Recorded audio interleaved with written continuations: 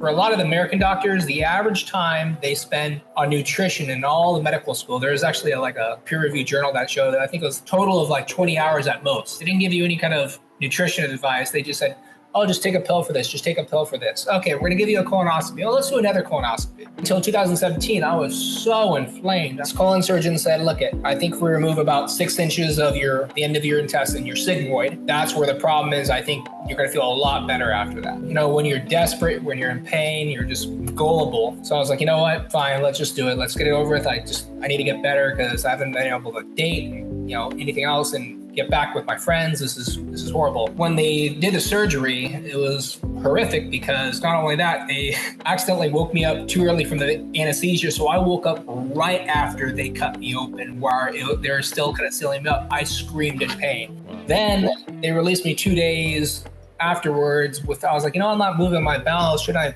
make sure this thing's working before you're released? Oh, no, you're fine. Just don't worry. You're going to be fine. And a couple weeks later, it started getting very swollen. I was like, I called the doctor and I was like, it's getting pretty swollen. And then I actually went in for a follow-up before it started getting really swollen. And then one of the physicians, I think it was actually one of the physician's assistants, kind of like, oh, Mr. Brandlin, it's hematoma. You're just worried and you got to stop worrying. Just go home and rest. I'm like, this is painful and red, but fine. If you're not going to do anything, I'll just go home and just pretend like nothing happened. And then all of a sudden, 3 days later, it swelled up to the size of a grapefruit. It was almost like the movie Alien, where it's about to pop up out of the skin. I was like, you know what? I'm in so much pain. This is 10 times worse than before I even had the surgery. I really regret this. He's like, well, I think we may have to employ other options. He's like, maybe we should probably remove a little bit more of your intestine. And that's where I was like, you know what? I said, I'm going to actually, something's wrong with me. You made me a lot worse. So I'm going to do some extensive blood work. One of my colleagues like, some people have been trying this all meat diet and maybe that's what you need to do.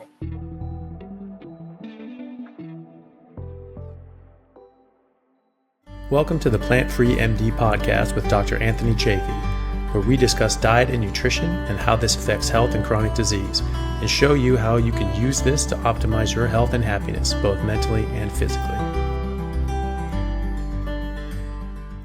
Hello, everyone. Thank you very much for joining another episode of the Plant-Free MD podcast. I'm your host, Dr. Anthony Chaffee, and today I have a very special guest, my friend Christopher Brandlin, who goes by the Carnivore lawyer. How are you, Chris?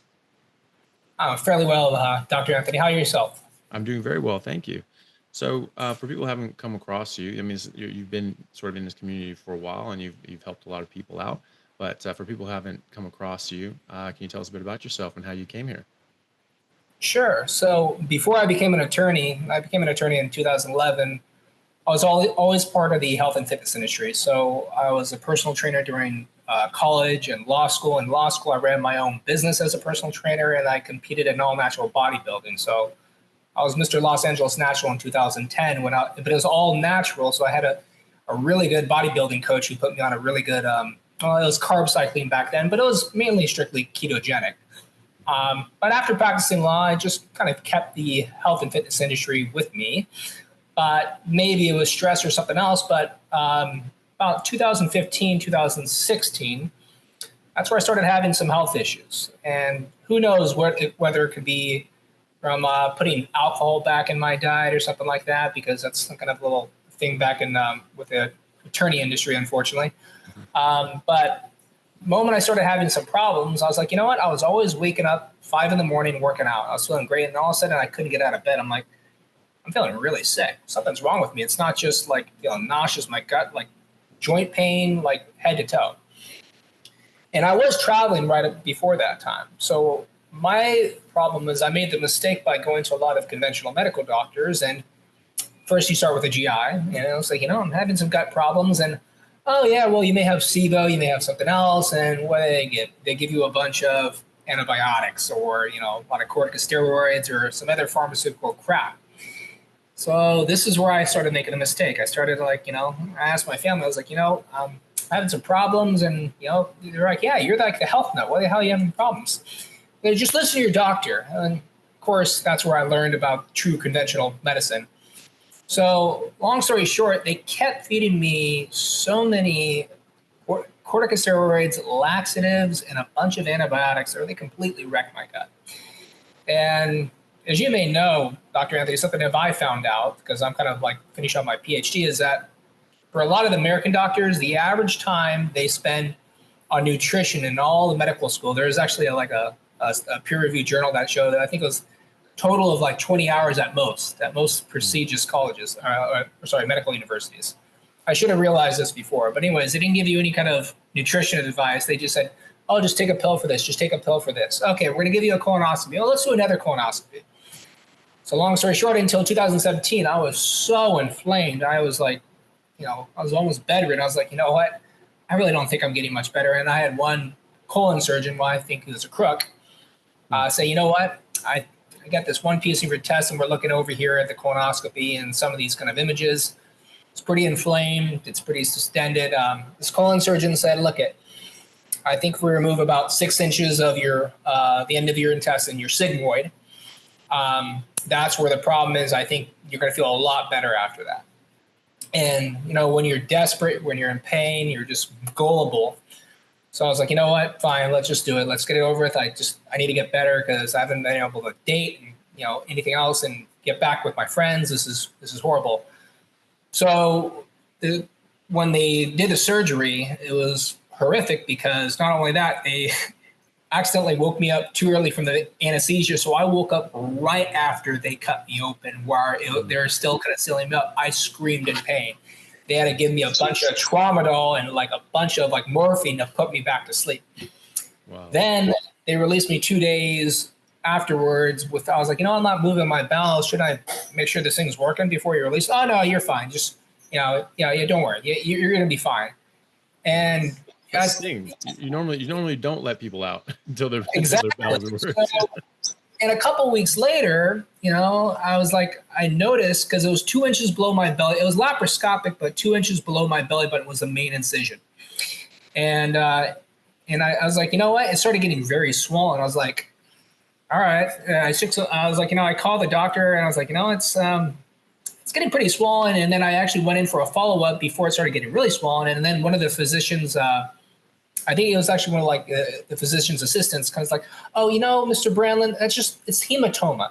You're just worried and you got to stop worrying. Just go home and rest. I'm like, this is painful and red, but fine. If you're not going to do anything, I'll just go home and just pretend like nothing happened. And then all of a sudden, 3 days later, it swelled up to the size of a grapefruit. It was almost like the movie Alien, where it's about to pop up out of the skin. And it was just so much pain where I took a clean photo, I sent it over, and then the surgeon's like, okay, you got to get to the ER ASAP. So they had to recoat me open, mainly superficial, but they didn't give me any anesthesia. So I felt the whole thing. And they said, yeah. And I said, well, it's mainly superficial, but it's a really bad infection. So we're going to have to squeeze out all the infections and we're not going to sew it back up because I think, basically we got to air it out. You're going to have to change the gauze twice a day. And I had to do that for a couple more weeks. And then right when it started sealing back up, I got infected again. And I was like, you know what? I think I'm just getting worse from this. And then it finally healed. I actually did like an extended fast just to help it heal. But then afterwards, the colon surgeon's like, well, I was like, you know what? I'm in so much pain. This is 10 times worse than before I even had the surgery. I really regret this. And he's like, well, I think we may have to employ other options. He's like, maybe we should probably remove a little bit more of your intestine. And that's where I was like, you know what? I said, you know what? I'm going to actually, something's wrong with me. You made me a lot worse. I'm going to do some extensive blood work. And that's where I found out that I had, Lyme disease with some co-infections. So I started treating that, but I refused to go back to the doctor after that. And actually some of the typical protocols for treating Lyme, a lot of ozone therapy I started doing, that started making me feel 10 times better. So I knew I was on the right path. And I started doing a lot of vitamin infusions and I was like, you know what, I really got to heal. So I just started supplementing on a lot of glutamine. And then I went to like a strict ketogenic diet because before that I was kind of carb cycling. It was mainly nothing really, I really didn't do gluten, but a lot of it was just a lot of sweet potatoes and whatnot, but it was still giving me some SIBO problems. And then I was like, you know what, I'm still having some problems. And I noticed when I was eating, I was like, all right, I'm eating meat and vegetables. Let me just try eating the meat. And I started feeling better afterwards. I was like, all right, there's something to it. And this is about, I think it was like 2018, going into 2018. one of my colleagues like, some people have been trying this all meat diet, and maybe that's what you need to do. And that's when Michaela Peters started getting a little popular. That was actually, I think, right before she got popular. I think I did like a quick Zoom with her, but it was over the phone. It wasn't even a Zoom, sorry. And this is like, when she was just starting, I just started doing this, and you know what, Chris, you should try this out. And you know what, no plant oil, is just everything is going to be meat. You're going to use tallow to cook everything. You may need to adjust to it with your fat intake because everything. I was like, yeah, but you know what? I don't care if I'm having diarrhea. This is actually, it's not burning. This is fine. I'm just transitioning. And then I wanted to get a little bit more into it. So that's where I contacted Dr. Sophia Clemens with the Paleomedicina Clinic, ICMNI. I think it's International Council of Medical Nutrition Intervention. And you know what? I was like, I need to get better. I need to get back on my feet. So I actually want to I don't care how much problems I'm having. I know I'm still healing, but I'm going to fly over there. So I actually did. I Skyped with her first, and I just flew over there because I wanted to get the hell away from a lot of BS in here in LA County. And you know what? I think I stayed with her for about a week, and they serve you like the best, like freshest, like meats. I think we stayed at a hotel, but like they just have you feed twice a day, and they check your ketones every morning and everything else like that. But they said, here's the rule: no supplements. And I was like, really? I was supplementing with a lot of things to keep my inflammation down. I was doing some vitamin C IVs and things to boost it. Like, no, we're not going to allow any of that. So it was interesting, but I was actually glad that I didn't rely on a bunch of supplements because I felt amazing that week. And I usually don't handle pork that well, but supposedly the pork in Spain and Hungary is like some of the finest pork is because they don't feed them any corn or soy. And that's why you may see in the United States, there's few select farms that have corn-free and soy-free pork. So anyways, that was part of my healing journey. And this is at the point where, I was so inflamed after the surgery. So it was a long healing process. So in addition to using the carnivore diet, what I started researching something that I really promote to a lot of carnivores to try out if they really damage and they really need to heal, because as a doctor, you may know this is a very inflammatory skin disease that develops when you're really inflamed. A lot of people with ulcerative colitis have it. It's called pyoderma gangrenosum. It's almost like leprosy, really, because just think of it: pyoderma, derma skin, and gangrenosum, like gangrene. Your skin just starts eating itself up. So right after that gut surgery, one of the other things that was happening was I started developing these ulcers on my body, like a bruise, and then it would start opening up like a wound. This is how I knew I was so inflamed and my immune system went to shit, is that I had a point where I had a bruise on my hip, and it didn't heal, so it started ulcerating, and I got to the point where I can put my finger in the side of the wound and touch my hip bone. That's how badly inflamed I was after that gut surgery. So in addition to doing the carnivore diet, one thing that I study to a great extent, and I do promote it because it's minimally invasive, is hyperbaric oxygen therapy, medical grade. One of the things I think a lot of people are having problems with, especially when they're covering themselves with masks 24/7.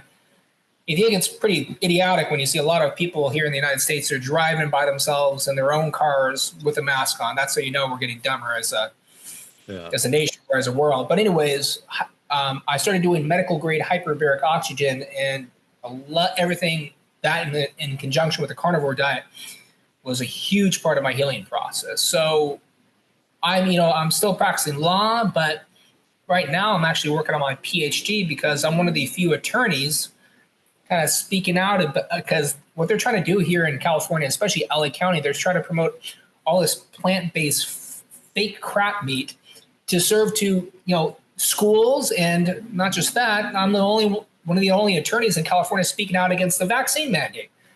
I'm hoping that a lot of carnivores will kind of agree with me that I think, especially with someone that's been harmed from pharmaceuticals, I'm completely against forced vaccinations and everything else like that. And I'm completely against Bill Gates trying to promote his plant-based crap. And that's something I speak out against. And one thing I do speak out for the carnivore community of anybody else is that don't make the same mistakes I did. A lot of people get gullible and they get desperate. and they go to conventional medicine. I'm not going to, I have a lot of friends who are doctors, but the friends that I have as doctors are the ones that think outside the box and don't just prescribe a lot of pharmaceutical crap. Yeah, so that's part of my healing journey today. And I'm going to be finishing up my PhD. And I actually have some colleagues that want me to run for Congress. We'll see if it actually happens in the next 5 to 10 years. But yeah, I want to be kind of, I want my voice to be heard at a higher level. So yeah, so that's my long story short, in 7 years and probably 5 or 10 minutes. Yeah, there you go. Hey everyone, really happy to announce a new sponsor of the show for everyone in Australia, and that is Stockman Steaks, who deliver steaks and other meats direct to customer, delivering high quality grass-fed and grass-finished pasture-raised beef and other meats frozen to your door. They have high-fat options for those of us on a keto or carnivore diet, and you can even order grass-fed and finished beef fat trimmings that you can fry up and add to your meal for the extra fat with high omega-3 fatty acids in it. If you're in Australia, unfortunately they're not shipping outside of Australia at the moment, but hopefully they'll be moving into other markets soon. So in Australia, you can use code Chaffee for a free order of beef mince or another free gift as it may change from time to time. So just go down to stockmansteaks.com.au today and place your order now. Thanks, guys. So obviously, if this was when Michaela Peterson was doing this early on, that would have been like 6 years ago that you were in touch with her. Is that right? Yeah. I think it was like 2018 because I spoke with her and she actually made the reference that she's like, yeah, well, people kind of like, are following some of the work from the Paleo Medicina clinic, that Hungarian clinic. And Yeah. she actually made the reference to them. And that's where I actually flew to Budapest to meet with Dr. Sophia, and she was with Dr. Saba at the time, but I'm not sure if they divorced and everything else like that. But anyways, yeah, I think I spoke with Michaela like earlier I think it was early that year, like 2018. So this is right when she started too. So now, and then she got her dad on it, she got her dad Jordan on it, and I love Jordan Peterson. I love his kind of mindset and his debates as well. So I've actually came across Jordan Peterson when he was still just arguing over was it Bill C-16 up in Canada with like the forcing you to compelling speech that you have to follow these sort of dictates and you have to say these things that we want you to say. And he's like, well, hold on a second, that's pretty dangerous road to go down. Maybe we shouldn't do that. And he got lambasted for that.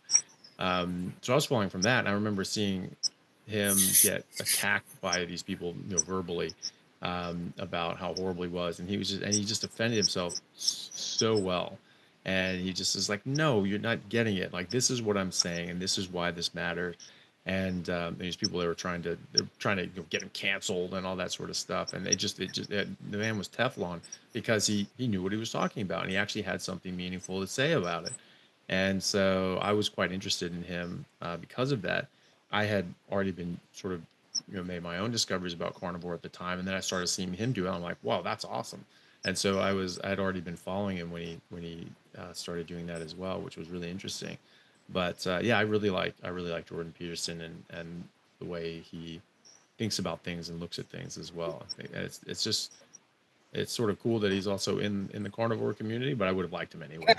Yeah, I know. He was just talking. He's like, I think one of his comments is like, I eat bacon, eggs, and steak or something like to that similar. And I know Michaela was on a couple different ones where she was just trying to explain to the guy, what do you eat for lunch? What do you eat for dinner? And I think right now she was on the sirloin kick where she's like, just sirloin. They're like, that's all you eat.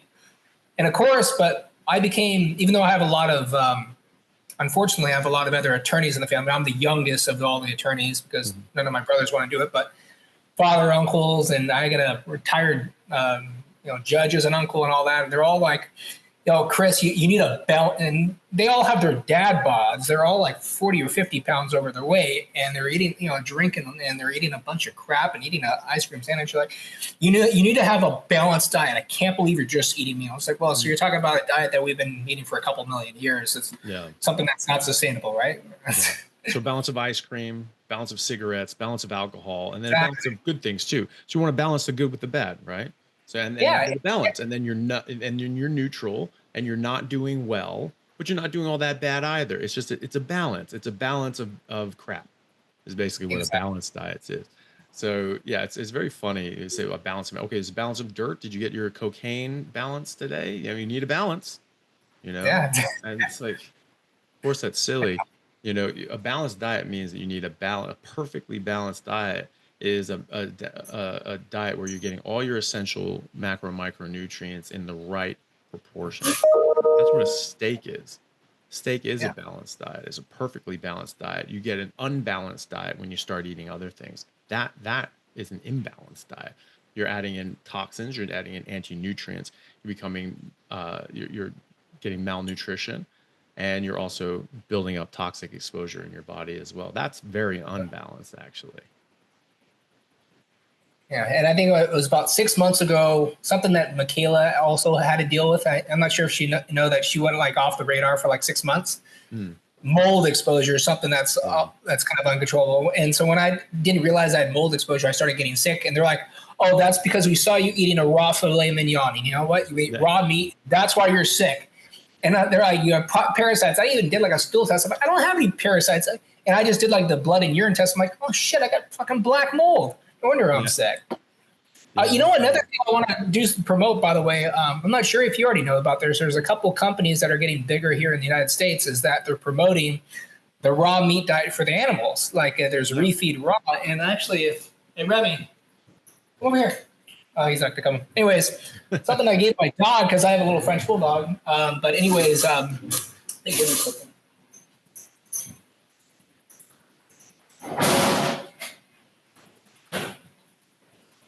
Is actually I'm not sure if you know about this, but Frenchies they have like the worst autoimmune conditions. Oh, okay. But yeah, they always develop in rashes. They got the worst gut problems. So French bulldogs are always the worst. But one of the things to take away this guy's rashes, because nothing else would, is put this guy on a raw meat diet.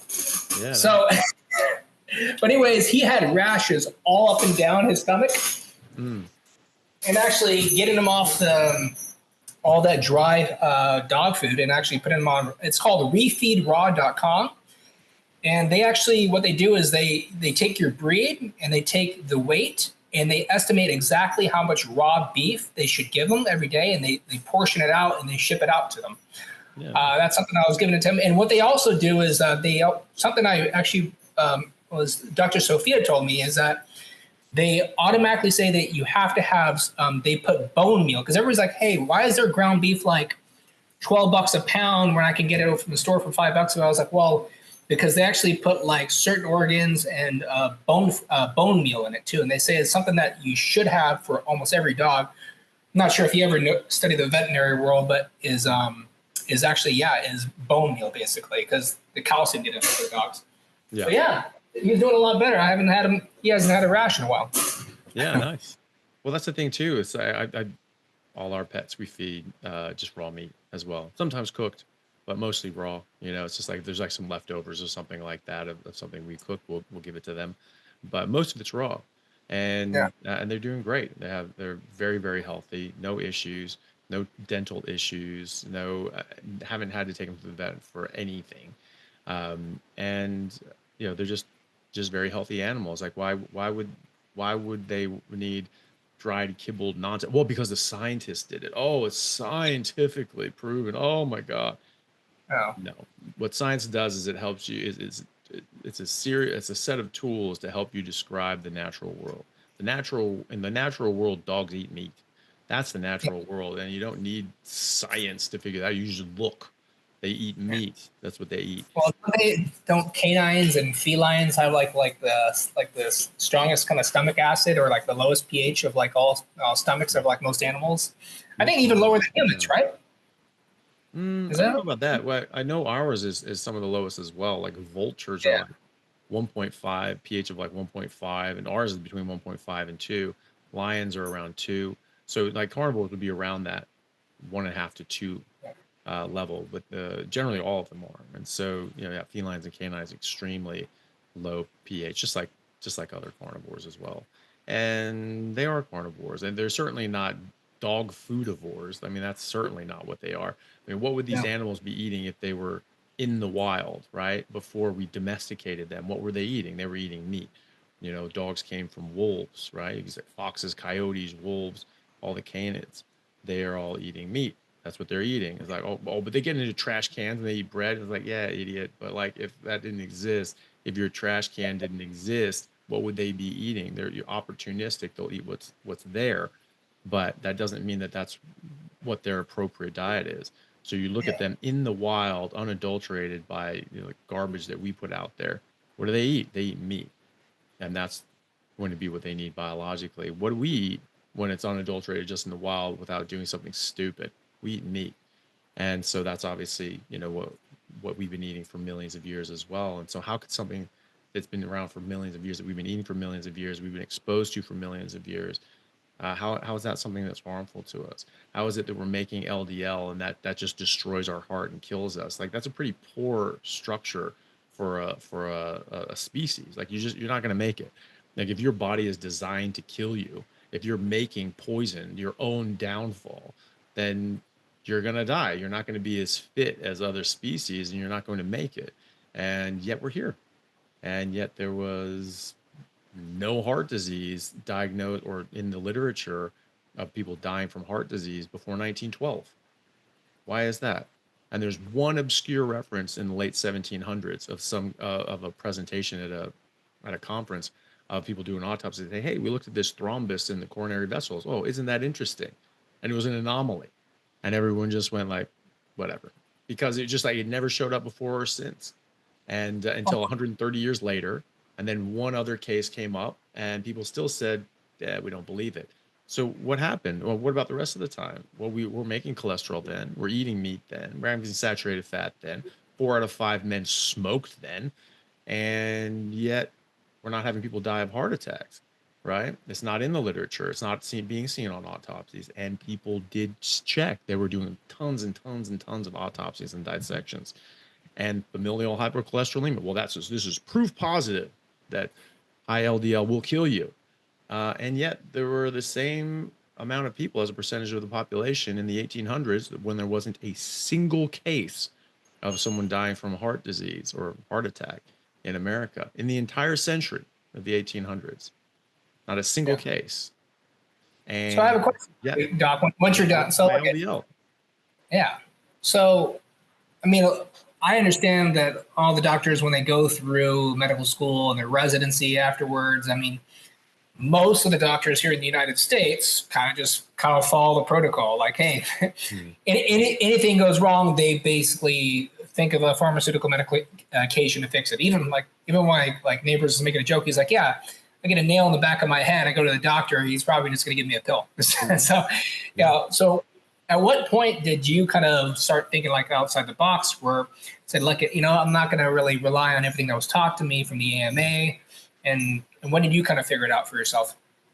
Hey guys, just want to take a second to thank our sponsor, the Carnivore Bar. I don't promote many products because honestly, all you need to be healthy is to just eat meat. For those times that you're out hiking, road tripping, or stuck at work and you want a nutritious snack that is just meat, fat, and salt if you want it, the Carnivore Bar is a great option.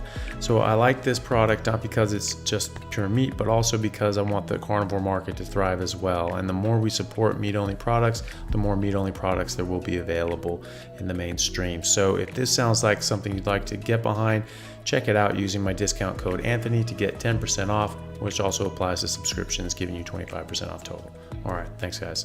I sort of had that aha moment when I sort of I started seeing more and more things that disrupted that whole narrative about cholesterol and fat being bad for you. Started seeing the work of Dr. Robert Lustig out of UCSF about fructose and how toxic that was, and showing very hard biochemical evidence that this is harmful, and then clinical studies showing that it's harmful. No, it's only rat milk. Bullshit. There are studies in humans reversing metabolic syndrome, reversing fatty liver disease in humans, by just excluding fructose, keeping carbohydrates, but just removing the fructose, keeping glucose, removing fructose, and that reversed metabolic syndrome and fatty liver disease in pediatric population. in an interventional trial. So, there's real studies and real data showing this. And then there's other studies, massive studies coming out at around 2015 that I started seeing, a few years, I graduated 2013. So it's a few years after that.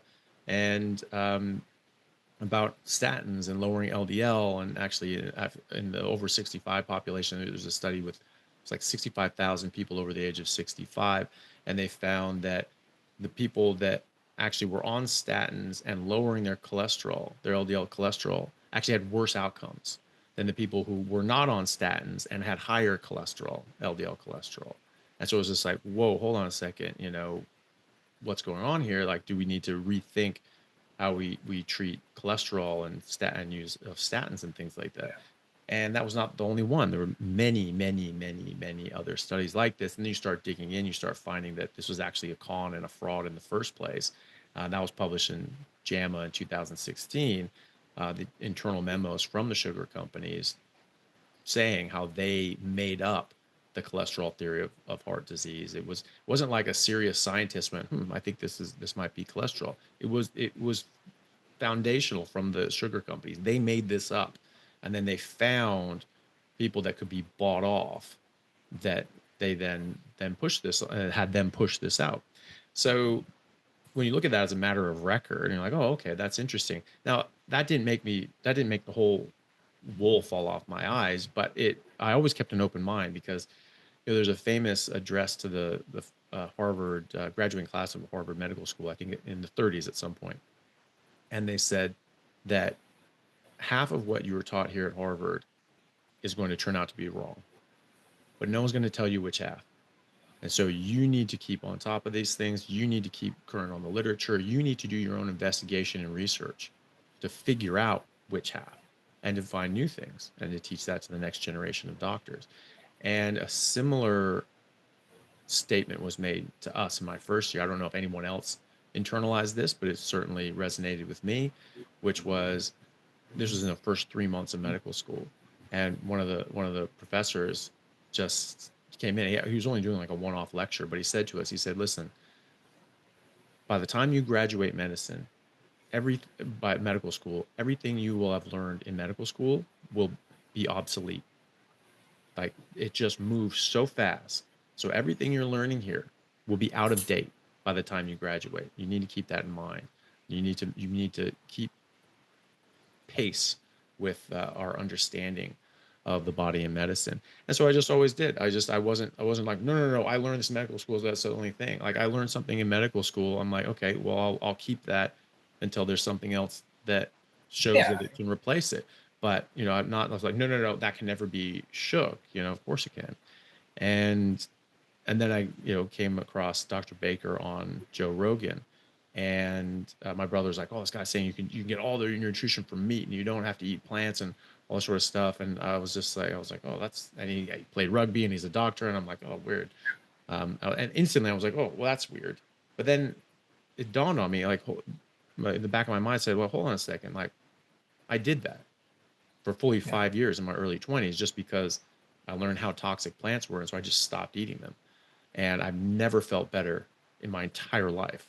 And I was always struggling to, like, how do I get back to that? How do I get back to feeling as amazing as I did? And, in my middle of my 25th year, actually right after I turned 25, well, pretty shortly after I turned 25, I was there thinking, I was like, why don't I feel as superhuman amazing as I normally do? Like, what's going on? Am I just getting older? I'm not working as hard. Like, what the hell's happening? And I've never been able to get back before that. But that was when I started slipping off. I started incorporating, some whole food plants, even just like little breadcrumbs, panko crumbs on the chicken I was eating a couple times a week. That was enough. That was the beginning. That was the crack in the door that just like opened it up to the rest of it. And that was it. And then I started looking back and I was just like, well, hold on a second. Like, I did that for 5 years. I've never felt better. And so I was like, okay, well, I'll watch it and I'll see what I think. And within 5 minutes, I was like, this guy's more right than he knows, because I knew about the plant toxins. I knew about the fructose issue. I knew about cholesterol not being an issue. And so it's just like everything clicked in, and everything as a doctor and a clinician clicked in and my understanding of diseases clicked in, because if you're looking at it, humans just actually are carnivores as a species. That's the kind of animal that we are. And we're not eating as such. And just like dogs and cats are carnivores, and yet they're not eating as such, they're getting the same damn diseases that we're getting. The rate of human diseases are going up and up and up in our pet populations. And we have signs in the zoo say, don't feed the damn animals. It makes them very sick. Don't feed the animals the thing that you're eating right now. Exactly. And it makes them sick. Well, what is it doing to us? And so it just clicked in. And it was just like, okay, we're carnivores. We're not living as carnivores. And, and then so we're getting diseases that we're not supposed to have. And so I just went back and I was like, right, I knew it. I knew plants were trying to kill me, get rid of these stupid things. And I just dumped them. And I was already doing keto. I wasn't doing keto, but I recognized that when I ate carbs or anything that contained carbs or grains, my back hurt a hell of a lot worse. Yeah, no, that's something I recognized too as I was transitioning after the surgery too. Is removing grains was one thing. I think the only thing that I can slightly tolerate, but it still caused inflammation, was just like a jasmine white rice or something like that.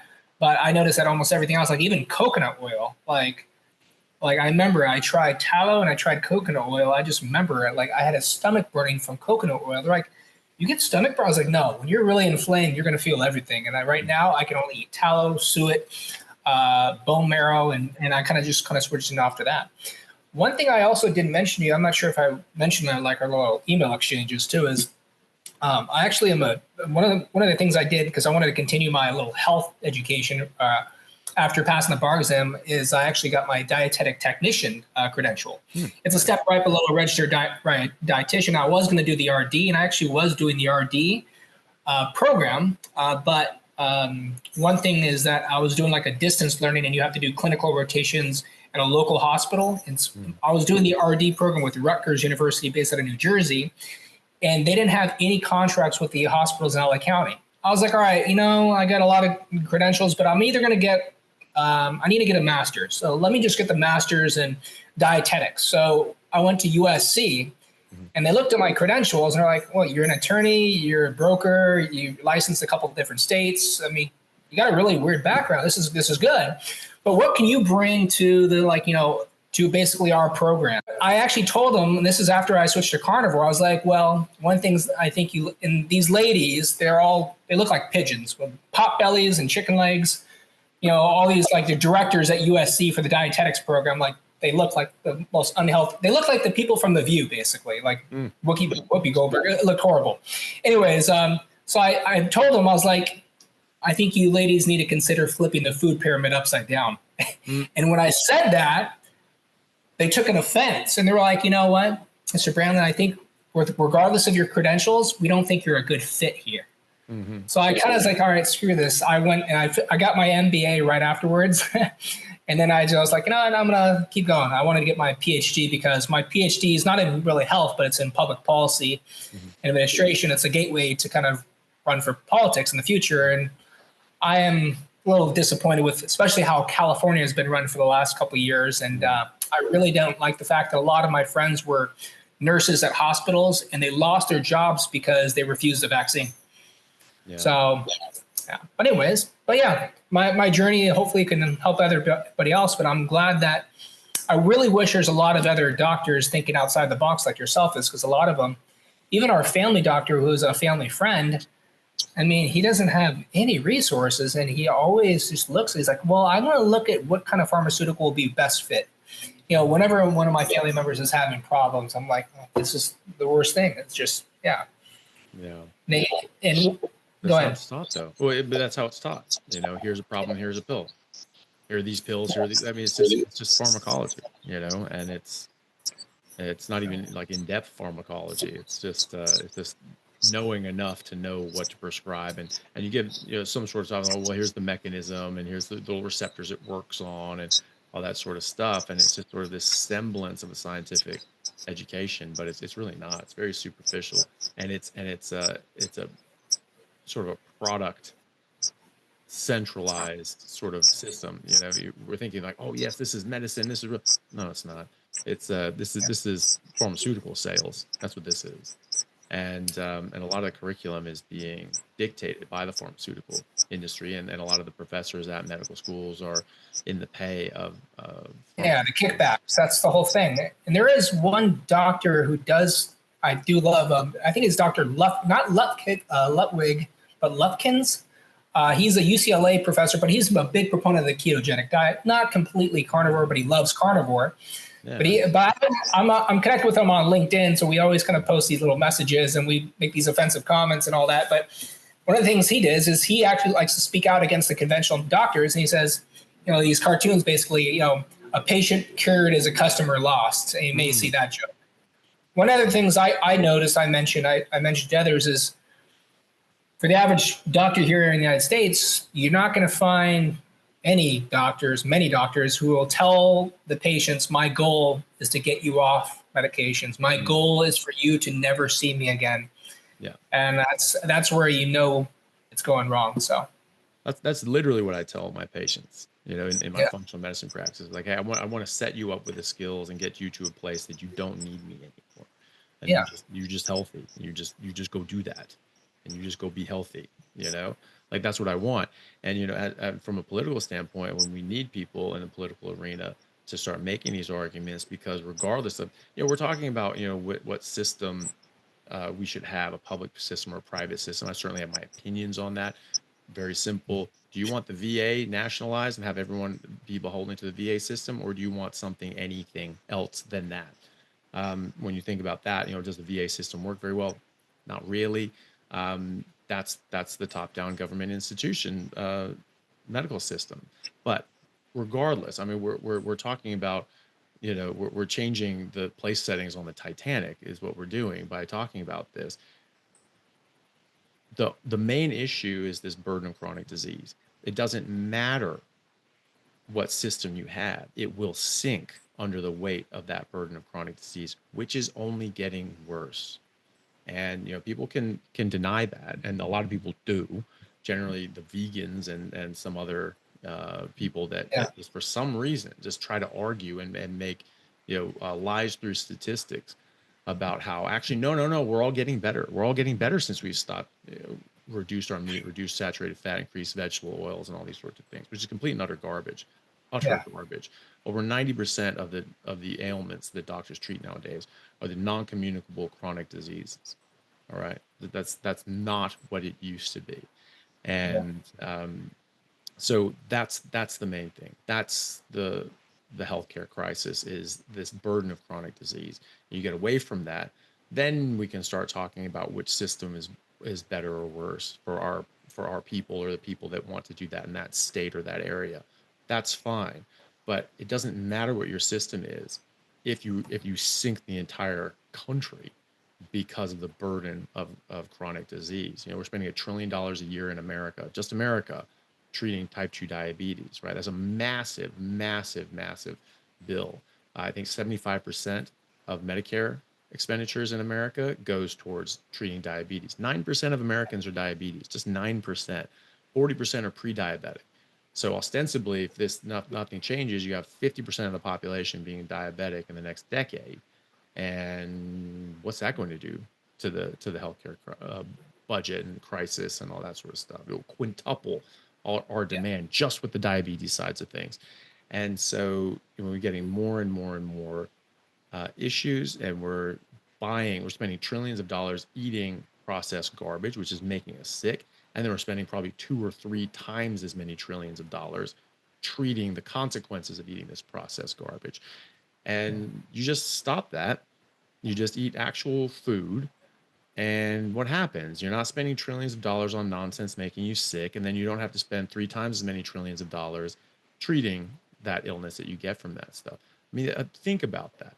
You have a new federal budget, well, previous federal budgets of trillions of dollars now just alive in the economy, actually going towards meaningful ends instead of just perpetuating this, self-fulfilling prophecy where you're just eating crap, getting sick, and treating that illness. You just get rid of that, and then all of a sudden you've got 5 trillion extra dollars in the U.S. economy, and however many tens of trillions of dollars in the rest of the economies around the world that can actually go to very useful things, that people can say, hey, I actually want this other thing. Let's research and develop that. And I think that that's the major, major issue. So having people like yourself that are aware of this situation in politics is actually would be probably a very good thing. I think that that would probably be Well, the most awful experience of my entire life getting involved in politics. I can't think of anything no, I know. And I already get that. like my occasional death threats when I garnish someone's bank accounts or something else like that. They're like, do you really want that kind of stress? I was like, no, we need a young Republican. And I'm going to, blatantly say that out. And I just turned 38. So I still got some time to go. But no, we need the younger group speaking out. And I'm a little ashamed of my own generation nowadays, as you can see why. So, Yeah. We just need people with, have sort of seen this and understand, the underlying root cause of things. And, and so getting in politics is very good, because like we either influence the politicians there now, or we start getting new politicians in that are aware of these sorts of issues. And that's obviously, that's the system that we have anyway, at least for now. And so, we should do that while we can. So that's good. So is that something you are seriously considering, a run for politics in the future? yeah, no, I actually have a case right now with one of the opposing counsel is actually a former congressman of California from Mhm. 20 years ago, but we actually got along even though our clients want to kill each other. Um, yeah, so he's got a much bigger resume than me, and that's why I was like, hey, can I just speak with you? I'm getting my PhD, and some of the people recommended me to kind of run for Congress in the next 5 to 10 years because I have a kind of a unique background, and they want someone speaking out, and there's a lot of There's a lot of reasons why people are leaving California specifically too. But Mhm. he actually made the recommendation. He's like, I actually got a campaign manager. I think I could help you out. No, cool. So I got some resources. So we'll see. Yeah. And I want to continue helping out the carnivore community. I always tell all my friends, I'm like, I'm willing to do happy pro bono work. I mean, as long as it's within my line of work. I just don't do criminal law and family law anymore. So Yeah. that's like the main two calls I got after college, by the way, Mhm. as criminal law and family law. Everybody was thinking like they're still in college, so it was all these DUIs and everybody.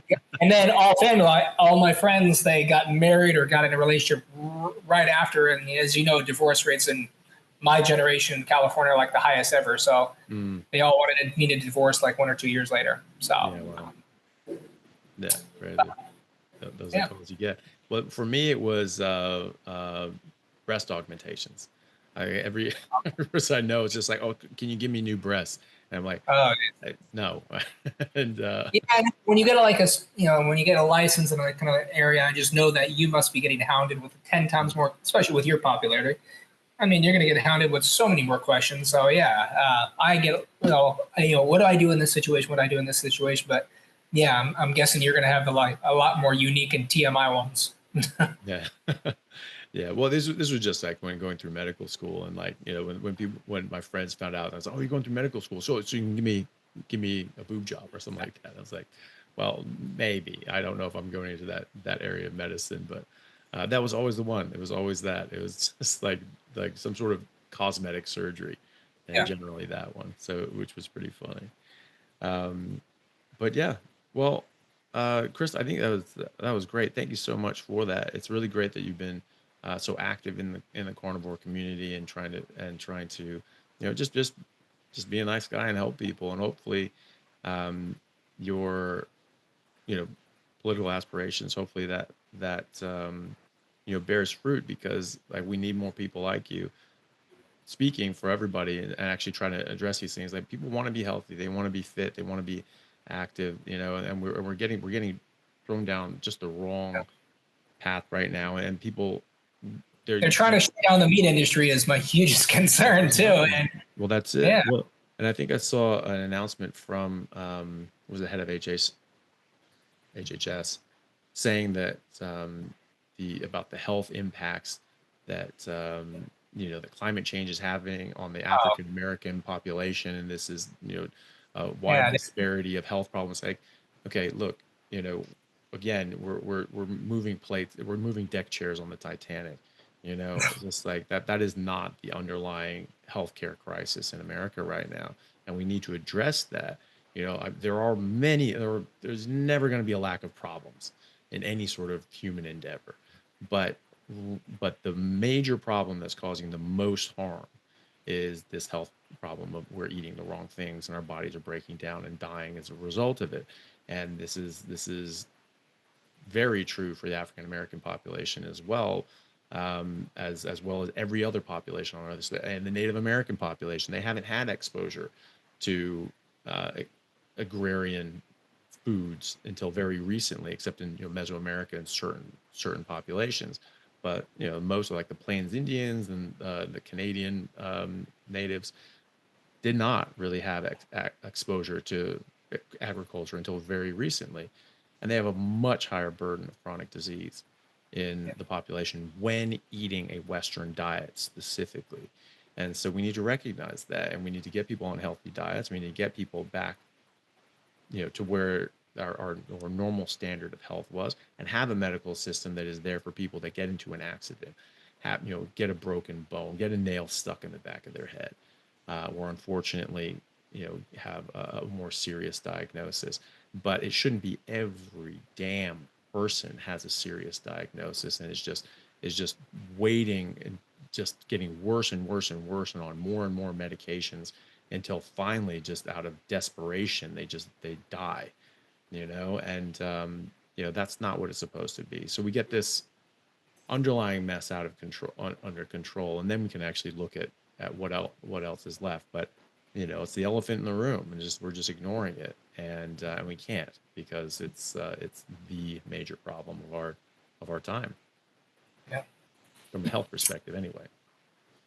So yeah, well, great. Well, thank you, Chris. Where can people find you and follow you for more? I'm mainly on LinkedIn.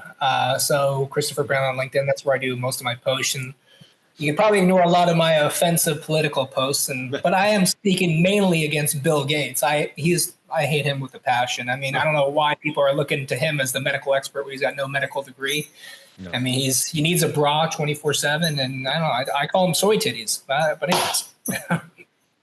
Well, the thing is too, I mean, I grew up in Kirkland, Washington. So he grew up in Bellevue. It was right next to each other in Seattle, in the sort of Seattle area.